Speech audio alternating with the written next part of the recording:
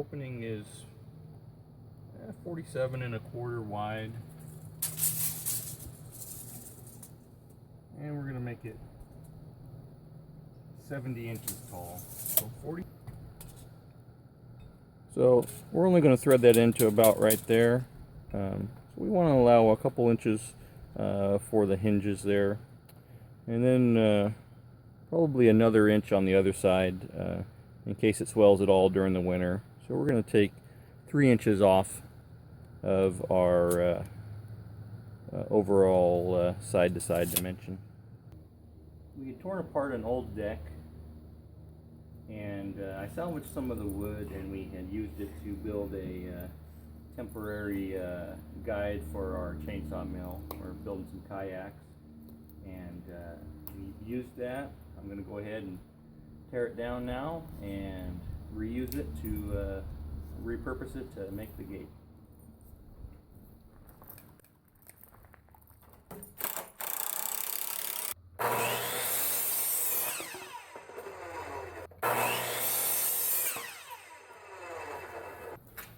So now we're going to figure out how wide these rails need to be. So we have our overall dimension that we want currently at 44 1/4.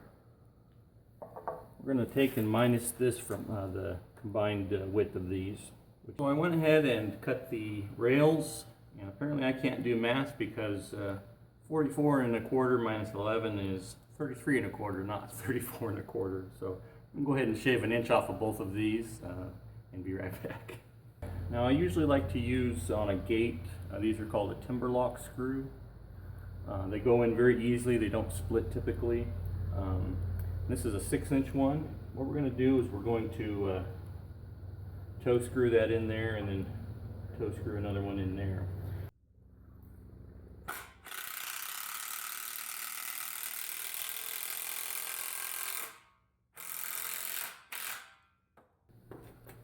So this is the simplest way that I can think of to lay out the cross brace. Simply to lay the another board underneath this diagonally, get it where you want it, and then just simply take the pencil and scribe those lines, and then pull that out and cut those angles with the skill saw.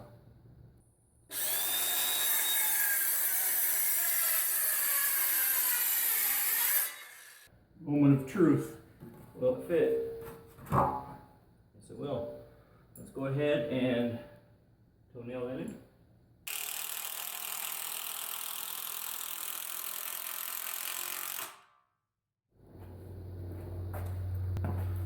Okay, got some welded wire fence and some fencing staples.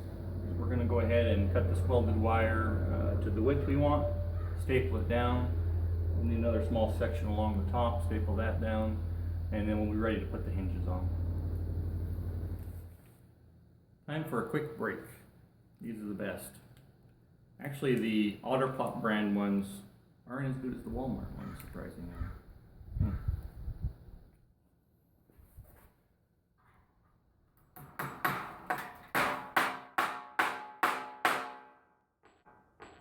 Okay, that was the last staple.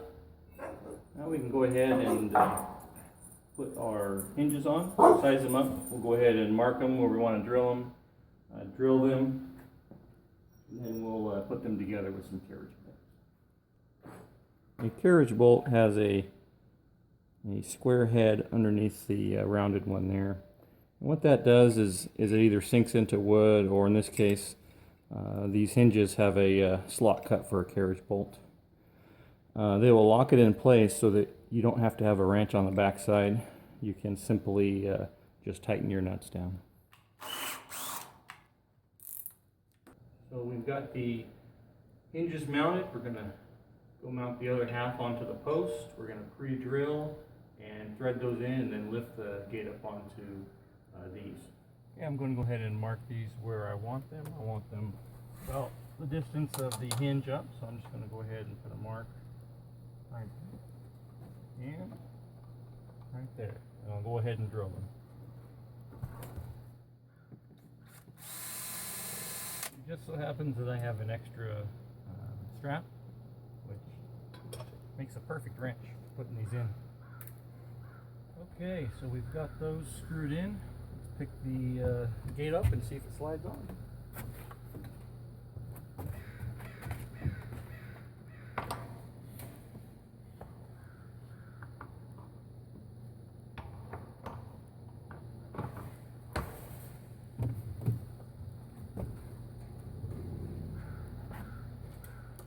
Oops, a little miscalculation on my part. I should have put these hinges on the back side, so I will go ahead and take those off, swap those around, and rehang that.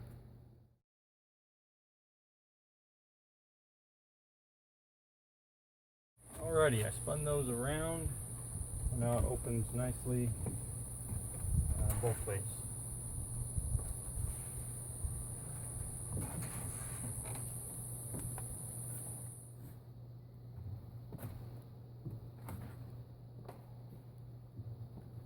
Was able to get away with just one sheet of the welded wire on the front as well. The hardware store is closed for the night, so in the morning I will go get a latch and finish it up.